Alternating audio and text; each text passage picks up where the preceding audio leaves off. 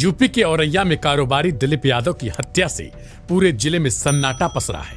हर तरफ बस नई हत्यारिन दुल्हन की चर्चा है। हत्याकांड ने लोगों को झकझोर कर रख दिया है। दिलीप की पत्नी प्रगति यादव ने शादी के महज 15 दिन बाद अपने प्रेमी अनुराग के साथ साजिश रच के अपने पति दिलीप यादव की हत्या करवा दी। पूछताछ में अब नया खुलासा हुआ है। प्रगति ने बताया कि वो प्रेमी अनुराग से शादी करना चाहती थी, लेकिन घर वालों के दबाव में आकर उसने अपनी बड़ी बहन के देवर दिलीप के साथ 7 फेरे ले लिए। लेकिन कहानी यहीं खत्म नहीं होती, बल्कि शादी के बाद प्रगति ने इसे अवसर में बदल दिया।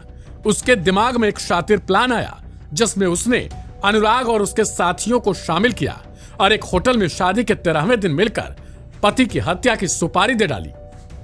प्रगति यादव ने कबूल किया कि उसने शादी के बाद मायके वापस आते ही प्रेमी के साथ एक होटल गई, जहां उसने अनुराग के साथ संबंध भी बनाए और फिर हत्या की साजिश रच डाली। अनुराग ने बताया कि वो पैसों के मामले में दिलीप से बेहद कमजोर है, इसलिए शादी के बाद रहन सहन में प्रगति को दिक्कत हो सकती है। इसके लिए प्रगति ने प्लानिंग की और अपने पति दिलीप की हत्या के बाद प्रॉपर्टी में हिस्सा लेकर अनुराग से शादी की बात कही। प्रगति के दिमाग में था कि वह दिलीप के पैसों से अनुराग के साथ बढ़िया जिंदगी जिएगी और ऐश करेगी, लेकिन वारदात के कुछ दिन बाद ही उसकी पोल खुल गई। शादी के 15 दिन में ही पति का करा दिया खून। मेरठ के सौरभ राजपूत हत्याकांड को उसकी पत्नी मुस्कान ने ही अंजाम दिया था और 15 टुकड़े कर डाले थे।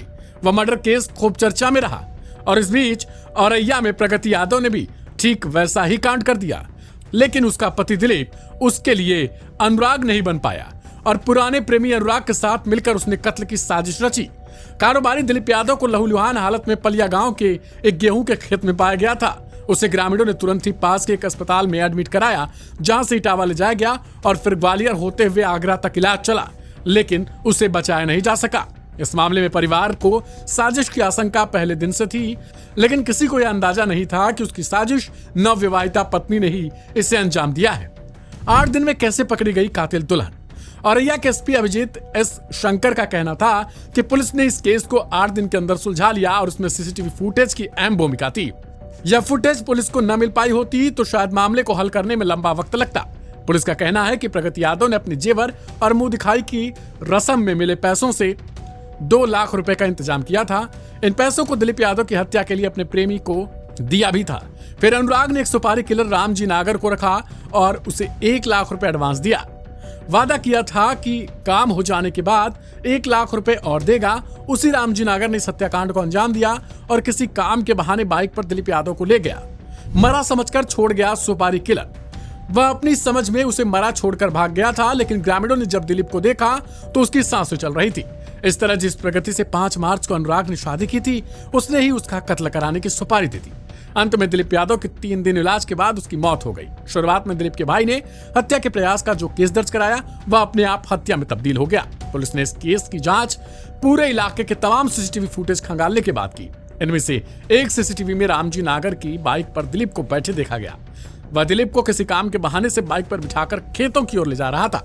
यहीं से पुलिस को जांच में अहम सुराग हाथ लग गया, जिससे पूरे हत्याकांड की पोल खुल गई।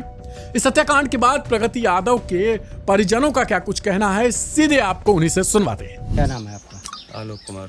आलोक जी, अभी आपकी बहन की शादी हुई थी और अब पता चला है कि जो है कि उसने अपने फ्रेंड के साथ मिलकर हत्या करा दी, तो आप क्या कहना चाहेंगे इस मामले में?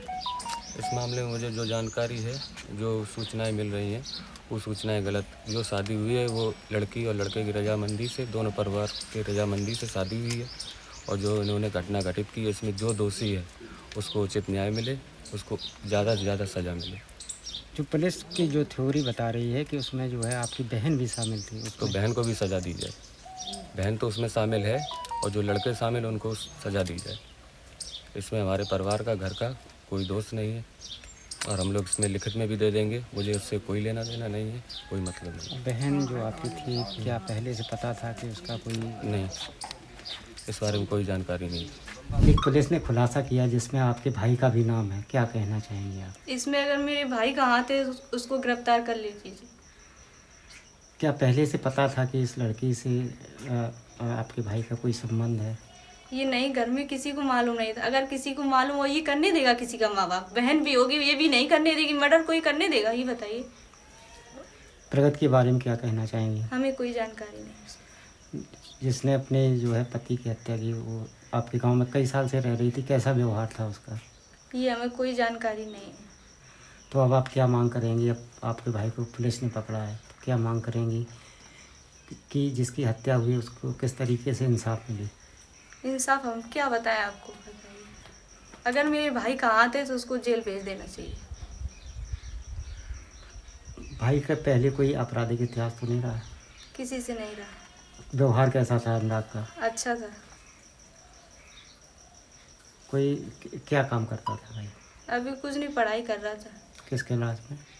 BSc अभी कंफर्म हुई है। कैसे सर? दिलीप से क्या संबंध था आपका? दिलीप का हमारा घर जैसा ही संबंध था, मेरा छोटे भाई जैसा था। हम लोग पिछले 8-10 सालों से साथ नहीं रह रहे। वो जब से यहाँ आया, हम भी यहाँ आए हुए हैं। दिलीप के साथ ये घटना हुई है, किस प्रकार देखते हैं आप? इससे बड़ी घटना क्या हो सकती है सर? भाई वो अपने भोलेपन का शिकार हो गया। दिलीप की जो शादी हुई थी वो लव मैरिज ही हुई थी। दिलीप के परिवार की मर्जी नहीं थी यहाँ पे शादी करनी थी, पर दिलीप और प्रगति ने अपनी मर्जी से शादी की थी। अब उसके पीछे की कहानी क्या थी वो हम लोग नहीं जानते थे। क्या मांग है? कि हमारी मांग तो यही है, कड़ी से कड़ी सजा होनी चाहिए। बाकी समाज के उन लोगों से भी कहना चाहेंगे जिनके खोटे सिक्के हैं, जो बाजार में चलाना बंद कर दें, क्योंकि घर के लोगों को कुछ ना कुछ तो पता ही होता है। तो इस तरीके की चीज़ों को वो देखें, आगे किसी और का घर बर्बाद ना हो। नारायण सिंह जी, दिलीप के साथ जो घटना हुई है उसको किस प्रकार देखते हैं आप? घटना जो है बहुत दुखदी और जो है निम्न श्रेणी घटना हुई है, जो समाज में नहीं होनी चाहिए। आपकी क्या मांग है? हमारी मांग यह है कि ऐसे बुलंदों को जो है समाज में रहने का अधिकार नहीं है, उनको कड़ी से कड़ी सजा मिलनी चाहिए, फांसी तक। दिलीप का किस प्रकार का व्यवहार था? बहुत सीधा साधा दिलीप था, इसीलिए तो भोलेपन का शिकार हो गया ये।